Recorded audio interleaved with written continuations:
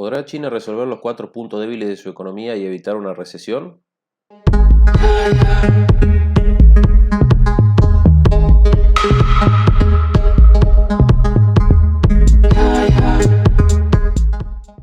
Hola amigos inversores, ¿cómo están?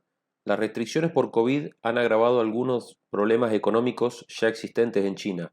Aquí les hablo sobre 4 puntos débiles de su economía, desde las finanzas de los gobiernos locales hasta la mala regulación, y cuáles podrían ser sus soluciones. También les comento sobre por qué se habla de una crisis financiera de la deuda en China y sus causas. Por último, te dejo mis conclusiones del tema, contándote cómo pueden darse las cosas para China en el futuro y qué podría o debería hacer el gobierno para solucionar los mencionados retos.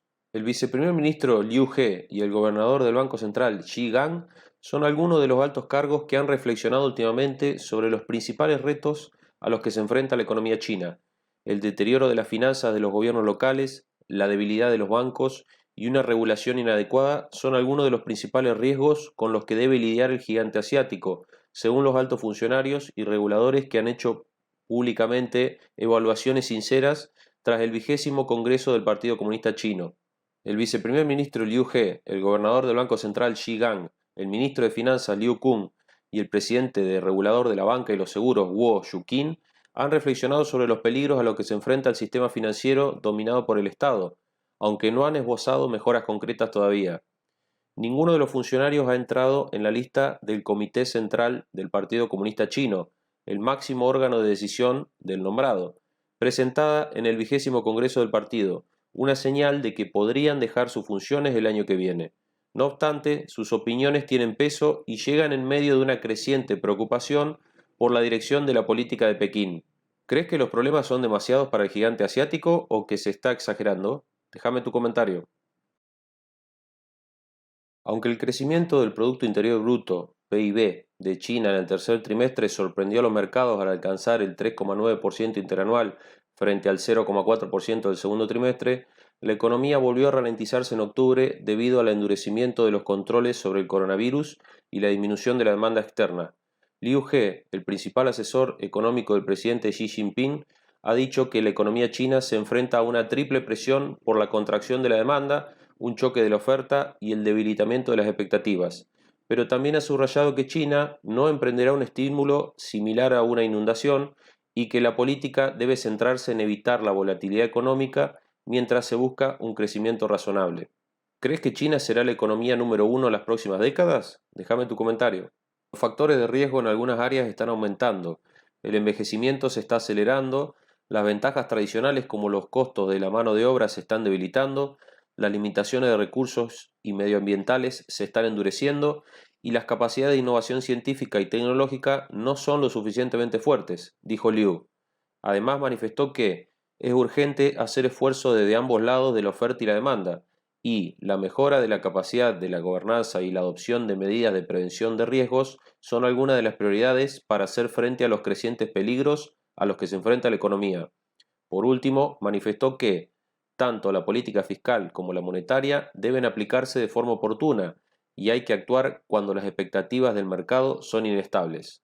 Si te gusta el video, sabes lo que tiene que hacer. Me gusta, suscribirse. Las finanzas de los gobiernos locales.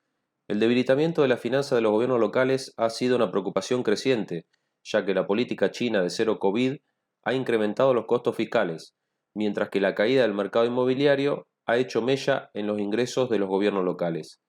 Los ingresos presupuestarios generales de las administraciones locales cayeron un 6,6% de enero a septiembre de este año en comparación con el mismo periodo del año anterior, según China Merchant Securities. Pero los gastos de enero a septiembre crecieron un 6,2% este año en comparación con el mismo periodo del año anterior. También se espera que la deuda de las administraciones locales alcance un récord después de que Pekín impulsara este año un mayor gasto en infraestructuras para apuntalar la economía. Es fácil vivir de deuda, pero un día la tenés que pagar. Desde entonces, el Ministerio de Finanzas ha reforzado la supervisión de los vehículos de financiación de las administraciones locales, la plataforma a la que recurren las autoridades provinciales para recaudar dinero sin incluirlo en sus balances oficiales, lo que ha suscitado la preocupación por la llamada deuda oculta. No hay una cifra oficial sobre el tamaño de la deuda oculta de los gobiernos locales, aunque algunos expertos la han cifrado en más de 40 billones de yuanes, 5,52 billones de dólares. El ministro de Finanzas, Liu Kung, que ocupa el cargo de 2018, ha dicho que Pekín seguirá adelante con su supervisión del riesgo de la deuda oculta, pero ha reconocido que todavía hay deficiencias en el control presupuestario y el uso de los recursos financieros en el gobierno central. Liu manifestó que tenemos que reforzar la orientación y los incentivos locales y retirarnos gradualmente de las áreas en las que los mecanismos de mercado pueden regular eficazmente, refiriéndose a la transferencia de fondos del gobierno central. Manifestó que las transferencias especiales del gobierno central se centrarían en las regiones financieramente débiles, incluyendo el centro y el oeste de China, las zonas fronterizas y las áreas responsables de la seguridad de la defensa nacional, la seguridad alimentaria y la seguridad energética. ¿Crees que la solución que postula Liu es adecuada para reducir la deuda de los gobiernos locales? Regulación inadecuada. El regulador de la banca y los seguros, Guo, que trabaja en este campo desde 2001, ha destacado varios riesgos en el sistema financiero dominado por el Estado que podrían desencadenarse por la incertidumbre de la pandemia o la recesión mundial. Dijo que los bancos y los mercados de capitales en China aún no son capaces de apoyar plenamente la economía. Añadió que la débil circulación de fondos y la desconexión entre la oferta y la demanda son obstáculos para un desarrollo de alta calidad. El desarrollo de China ha entrado en un periodo de coexistencia de oportunidades, riesgos y desafíos estratégicos, dijo Guo, añadiendo que estos podrían dar lugar a desafíos muy probables e imprevistos. Guo comentó que todavía hay deficiencias en la regulación de las empresas tecnológicas de China, así como de las instituciones financieras. Desde finales de 2020, Pekín ha introducido una regulación más estricta de su sector tecnológico nacional en un intento de frenar el poder de algunas de sus mayores empresas. ¿Crees que China debería aflojar un poco sus fuertes regulaciones? Déjame tu comentario. ¿Cómo garantizar una competencia leal, fomentar la innovación tecnológica y al mismo tiempo evitar una expansión desordenada es la ardua tarea a la que nos enfrentamos, dijo.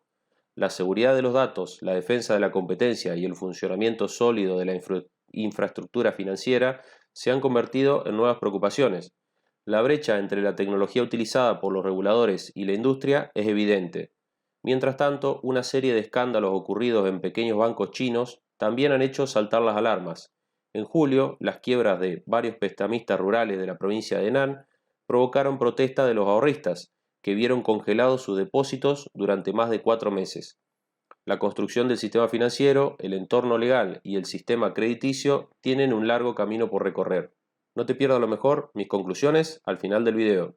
Por otro lado, Guo Shuqin no expuso ningún caso concreto, pero dijo que la escasa transparencia de la estructura accionaria de las instituciones financieras y la debilidad del gobierno corporativo son signos del debilitamiento gradual del liderazgo del partido en el sector financiero. Por ello, es necesario reforzar el liderazgo de los comités locales del partido en las instituciones financieras, dijo Guo. Sugirió también que los recursos de supervisión financiera siguen siendo escasos en general, los talentos de supervisión de alta calidad son relativamente escasos y el nivel de supervisión de base es muy débil. En algunos aspectos clave de la gobernanza financiera no hay suficiente autoridad legal para hacerlo. ¿Crees que el problema de los bancos puede llevar a China a una situación como la de 2008 en Estados Unidos? Rescates estatales. Según el gobernador del Banco Popular de China, Xi, las instituciones financieras y los accionistas deberían rendir cuentas y ser capaces de rescatarse a sí mismos en momentos de dificultad. En los últimos años se han producido varios rescates de gran envergadura, entre ellos el de la gestora de activos estatal china Huarong Asset Management, lo que plantea dudas sobre hasta dónde llegará Pekín para salvar a sus empresas estatales, muchas de las cuales están cargadas de deudas. Huarong, que amplió su negocio más allá de su propósito original mediante la captación agresiva de deuda en el extranjero y la entrada en el comercio de valores, los préstamos comerciales y el negocio de arrendamiento financiero, recibió un rescate estatal en 2021 para evitar el impago de miles de millones de dólares de deuda en el extranjero en manos de inversores internacionales. El anterior presidente de Huarong, Lai Xiaoming, fue condenado a muerte tras declararse culpable de soborno y malversación y fue ejecutado el año pasado. Xi dijo que un rescate estatal debería considerarse con mucha precaución para evitar el riesgo moral y que la interferencia del Estado debería minimizarse. ¿Cree que Pekín debe priorizar los rescates a las empresas o es mejor dejar que el mercado deje vivo a quien lo merezca? Comenta. Las instituciones financieras deben establecer un mecanismo de reposición de capital orientado al mercado, hacer provisiones de acuerdo con las normas reguladoras, aumentar los esfuerzos para deshacerse de los activos improductivos y dar forma a un balance saludable, dijo Xi, sin referirse a ninguna empresa en concreto. Añadió que debemos mejorar el mecanismo de incentivos y restricciones, respetar el derecho de las instituciones financieras a operar de forma independiente y reducir la interferencia administrativa en las actividades empresariales de las instituciones financieras. Conclusiones. Si bien China estaría empezando a relajar sus políticas de COVID-0, estas tuvieron un alto costo económico. Las restricciones trajeron problemas en la producción, mayor desempleo, problemas en las cadenas de suministro, malestar social, etc.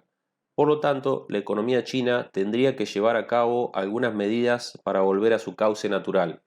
Los desafíos a los que se enfrenta son varios, como les comenté, y a esto hay que sumarle el problema inmobiliario, el cual trajo cola y deja el interrogante al gobierno de cómo seguir teniendo un crecimiento económico grande sin el mercado inmobiliario como motor principal, ya que muchos creen que el daño que recibió el sector en los meses pasados es grande y difícil de reparar.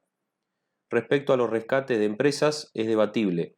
El gobierno no puede salvar a cualquier empresa con problemas, pero por otro lado deberá encontrar una línea fina y elegir a empresas las cuales sea muy importante salvar por el bien de la economía.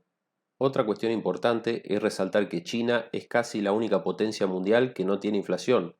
El país asiático tiene las herramientas para seguir encaminando su economía, pero el precio que deberá pagar, entre otras cosas, es la flexibilidad de los controles y tener así una mayor apertura de su economía. Pero para esto, el Partido Comunista deberá ceder parte de su poder y autoridad a manos de empresas privadas. ¿Lo hará?